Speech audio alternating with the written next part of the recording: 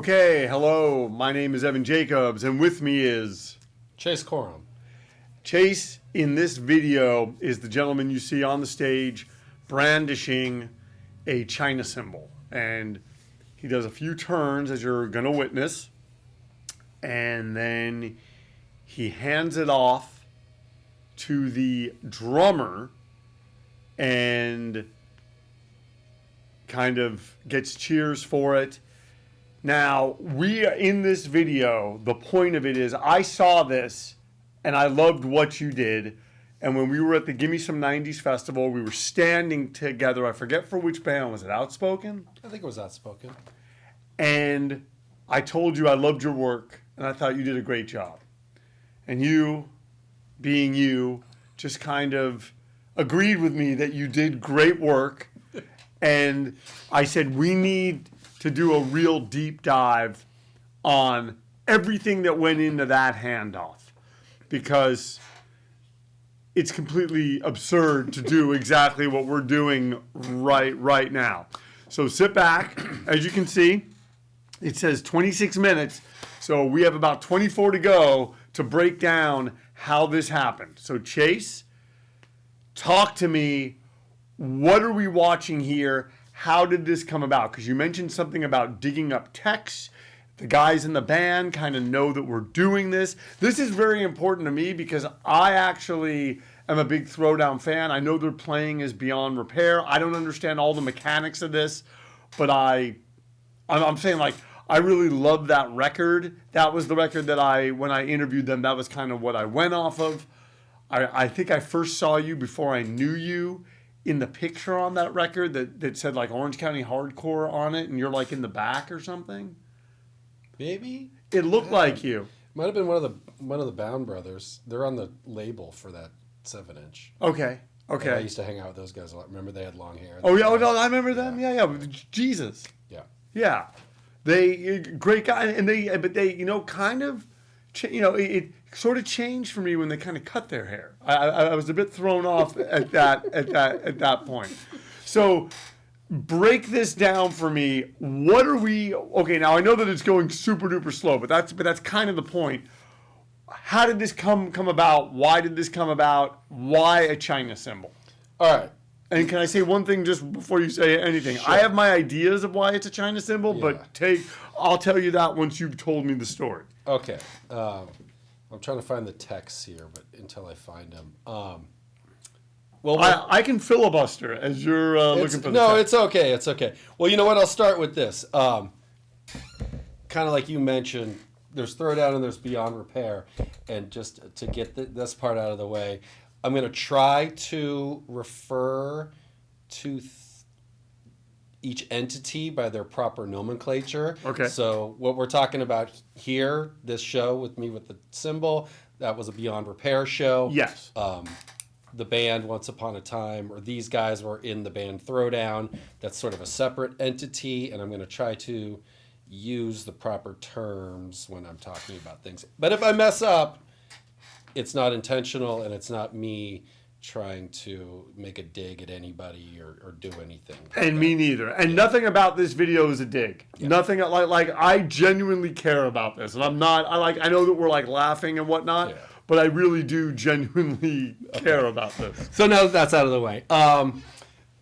So I guess the history behind it is I have been friends with all the guys in this band for a very long time. I put out the first 7-inch for them. Pirate Records? Prime Directive Records. Prime Directive, which put out It's Time to Rock? Yeah, that's Okay. true. And I put out a split 7-inch for them too of Christmas songs. That's a whole other podcast that we need to do.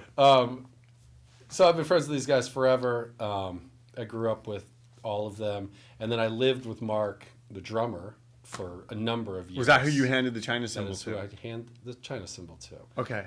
So when they decided to do this concert and when it all happened, as it was getting closer, Mark and Tommy, who I still talk to all the time, they asked me, they said, hey, would you want to do something to like help introduce us on stage, because I think they obviously knew I would,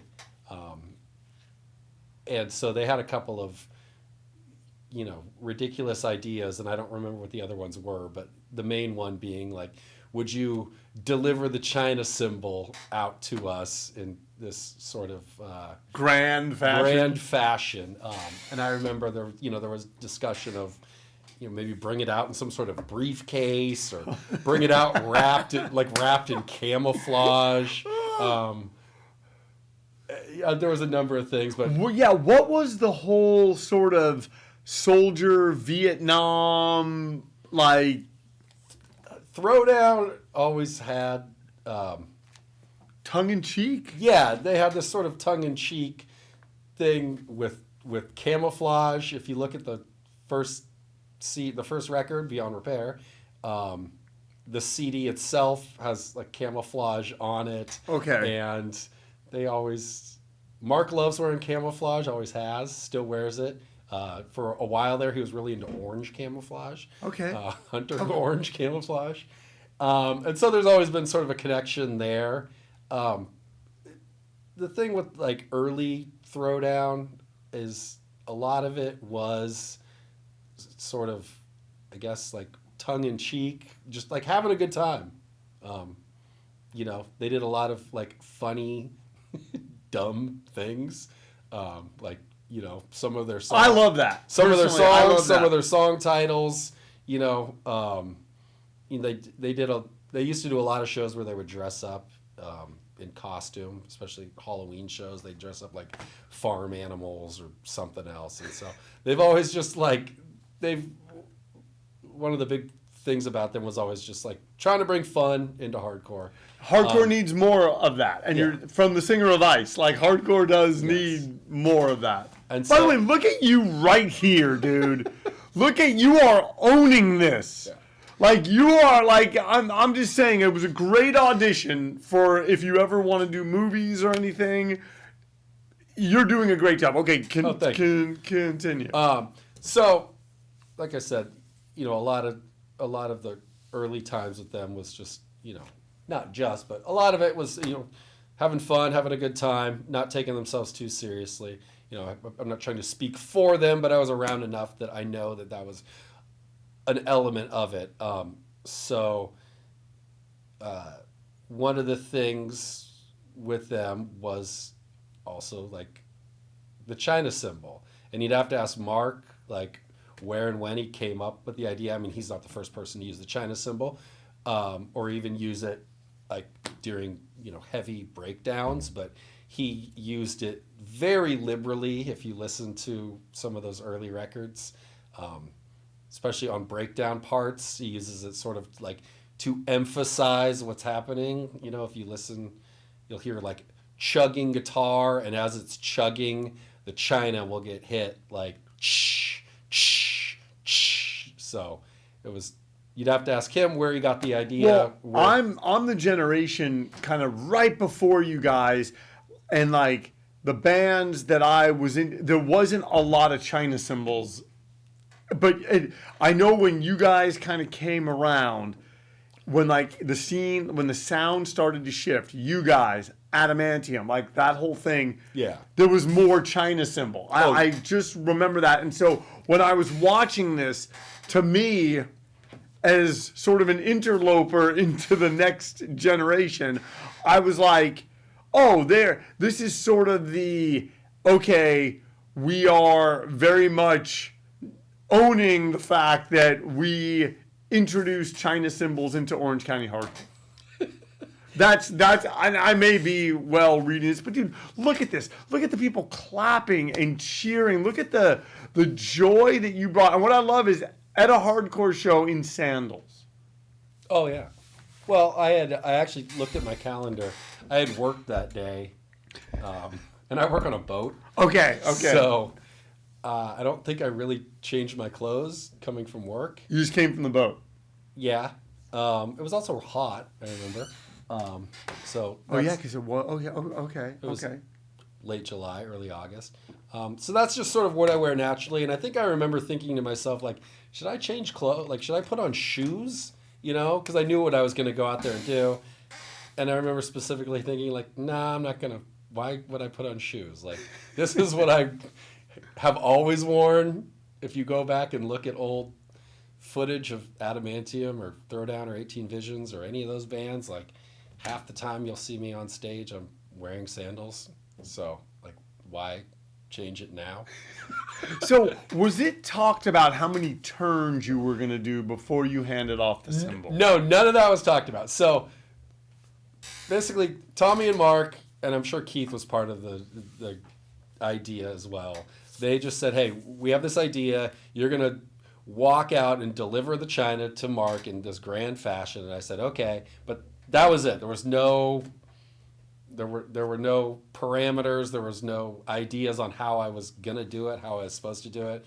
They just gave it to me right before I went out there. So I just walked out there. I remember thinking specifically, like, I didn't want to make it about me. You know, it was about the China symbol. Right. Oh, like, yeah. It really was. I was just the delivery vehicle. So I remember just, if you watch what I do, like, I just try to stay as kind of unanimated and sort of, I guess, stone faced. Yes. Just I purposely tried to not make it about me as much as I can. Which is not easy to do. I'm just saying, you're doing something funny. It's something that's tongue in cheek.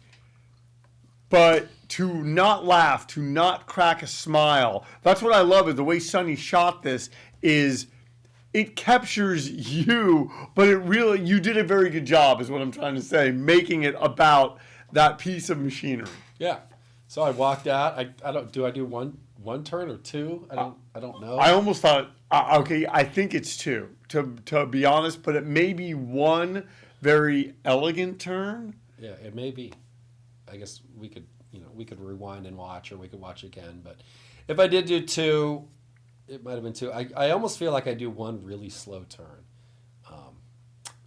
And yeah, then I hand it over to Mark. I thought about, I guess we can talk about this kind of later when I do hand it over to him. I remember I thought about maybe bowing to him after I did it. I remember you said that. Yeah. I remember you said that. I didn't want to do that because I didn't want to take the focus away from what really mattered here, which was the actual symbol itself. It's the thing is it's an interesting kind of inside joke that it seems like a fair amount of the people are in on that are watching this. I think that's why you get a decent amount of cheers. Like it's a very, people seem to understand and appreciate what you're doing. People, anyone who was around back when they were playing with this lineup, you know, so whatever that was, 97 through 2002, especially that like 97 through 2000-ish, like the China was very prevalent, not only in like when they would play, but, you know, like the people in the crowd, when Mark would hit the China, everyone would kind of like play air drums along with it and would hit the China, and everyone on stage would like do air drum China. I mean, even Keith would like do air drumming, hitting China as he's singing the songs. So it was very much a focus of the band at that time. And Keith actually, and so when the lineup changed, they got another singer, and he moved to guitar. They had the band at the time. They had 5 members, and Keith was having problems with his voice.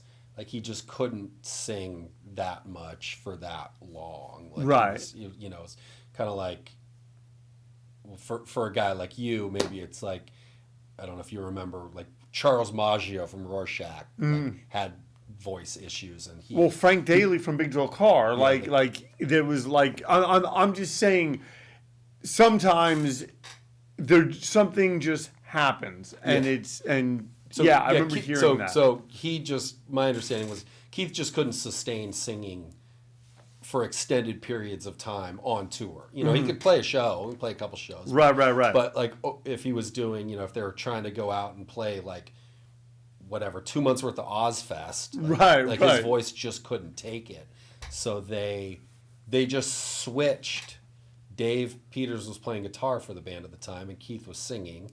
And so Dave and Keith just switched positions. Which that in and of itself for hardcore is very rare, only because the singer in hardcore is such a crucial, important thing. But they did it and it worked. Like that was what I remember hearing, and like that is just impressive that you can switch the singer and it like the band didn't seem to lose any steam. Yeah, because you know sometimes singers switch, but often it's that a singer leaves and then somebody else takes over. You know, it's like John Joseph leaves, so then Harley starts. Exactly. Yeah, I don't know of.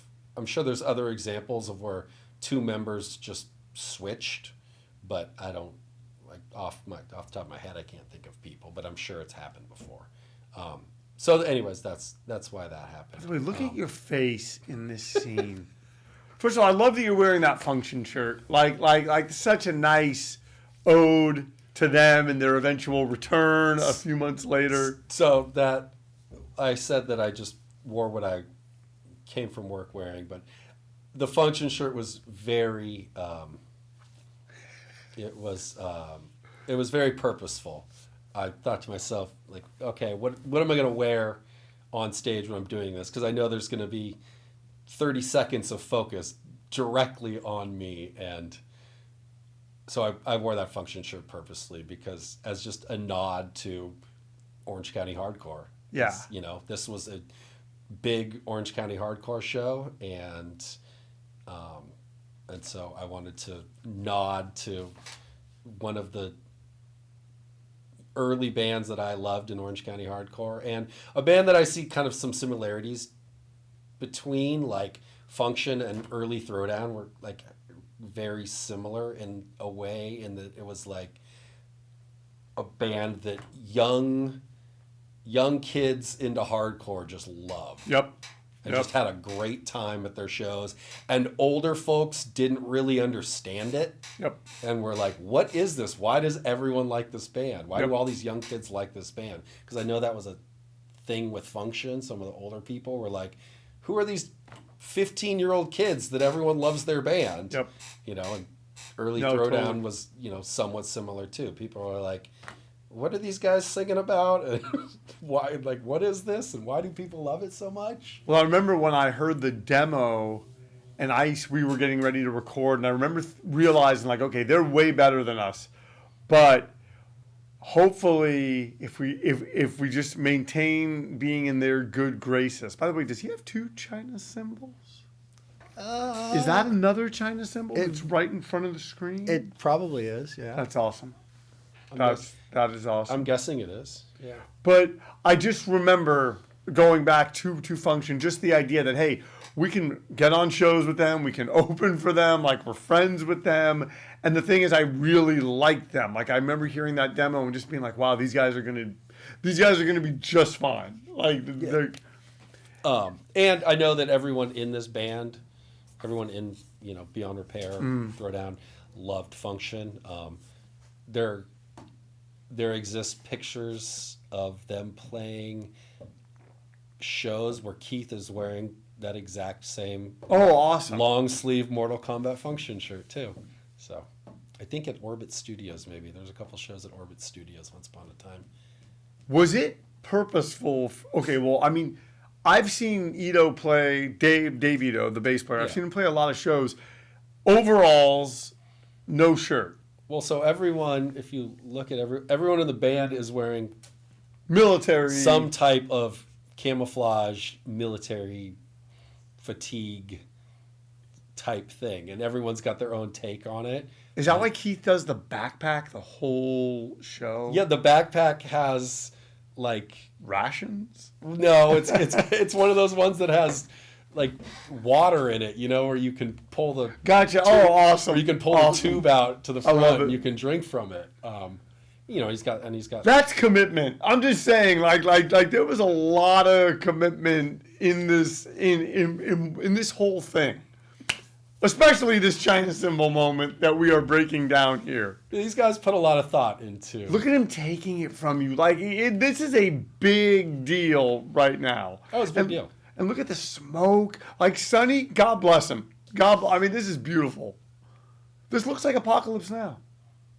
Yeah, with the helicopter. Yeah, I mean that was. I can't speak for them, but I'm sure that was a part of their thinking when they created that, you know, Donald Trump saying China track with a helicopter. Is that what's being said before? I was about to ask. In the beginning, it sounds like they're saying China symbol, but is that Trump like? Yeah, it's okay. It's the helicopter, and then they took a sample of Trump's voice because he says China so ridiculously whenever he talks about China, and then they sample it, and then they you know they loop it. So yeah, I don't mean to get political. I think he's awful. I apologize. I apologize if that upsets anyone. I can't speak for anyone in the band, but I'm almost completely positive that they were, I guess. What would you say, taking the piss gotcha. by creating that track. It wasn't a tribute to the man. but look at you leaving the stage. You don't acknowledge the cheers. You get off this. Like you really did your job. That was what impressed me. Because you really could have made it about you. You could have shown the China symbol more to the audience. You could have played it up like it was like this holy sacrament. What you did was exactly what it needed. Thank you. Which is why I wanted to do this. I texted Mark and asked him the influence for the liberal use of China, and he says it came from Skid Row, Chokehold, and a band called Full Contact that he used to be in. I think he was in Full Contact with Dan Gump. Yeah, with Dan Gump. Yeah. No way. Yeah, he played drums for Full Contact. No way. Okay, yeah, so then I probably met him before because I'm saying Full Contact was kind of like it was Ice Function, Full Contact, like it was, and I gotta say, to me, Dan Gump has always been very interesting because when he kind of came around, people didn't really know how to take him, and he started Life Sentence Records, ends up putting out 18 Visions. And the guy that people kind of didn't really, the best way I can put it is take seriously, kind of ended up, for a while, the sound that he ended up putting out took over Orange County Hardcore. Yeah. So I'm just saying, I have a lot of respect for that. Yeah. I think I've said that to Dan, and I don't know that Dan agrees with. I mean, but then again, I don't blame him because who's really going to say, you know what, you're right. I took over Orange County Hardcore, but I just have a lot of respect for the whole thing, and I love that. Of like one of the things that I've done, because this channel tends to pretty much focus on 1990 to 1997. Yeah. I love that one of the first forays into the next generation is the China Cymbal Handoff that we are doing right now. Yeah. So yeah, you've done your job at this point. How are you feeling at this point on the stage? Are you like happy with what you've done? Are you? I think I remember feeling good about what I did because I felt like I did my job. I didn't embarrass myself. I'm not a big fan of like putting the focus or the shining the light upon myself. I don't want to do that. I don't enjoy that. And even with this, like I'm sure if another band had asked me to do this, I probably would have said no. But really, yeah, they're just such good friends that you. I've lived with Mark for 5 years, and I mean, Tommy the guitarist, like I've known his brother since 4th grade. Like I was the officiant in both of their weddings. So they get the China symbol. So. Yeah, because they asked me. Of course, I'm going to do it for these guys. So yeah, I remember feeling like, all right, I did a good job. Like I did what I was supposed to do, and like now let's move on to the important part, which is these guys playing. And they did a great set. Oh yeah. Yeah, like That's like fantastic. I was, and like for me, truthfully, as far as I go with these guys, is the you don't have to be blood to be family, right? Like I listened to that. I even wrote a script, and I made a soundtrack for it, and I made like artwork for it. Like I went really far into this, and they were like on it, and it. I can tell you more about that later. It's a whole other thing. I will say I do remember afterwards watching them play, and I remember thinking to myself like, that's right. Like this is what it was like when it first started. Was just like, yes, you know, they took the music seriously and they wrote good songs, and it was, you know, but it was also almost, you know, or a big part of it was just having a really good time too. And I can remember watching them thinking that, like, man, we're just having a blast out here. Like these guys are having fun. This is awesome. You know, they're not taking themselves too seriously. Like, and this is the part of this band and this whole experience that I loved. Like this is what I was. This is why I was so, you know, such a fan of this, beyond the fact that they were some of my best friends.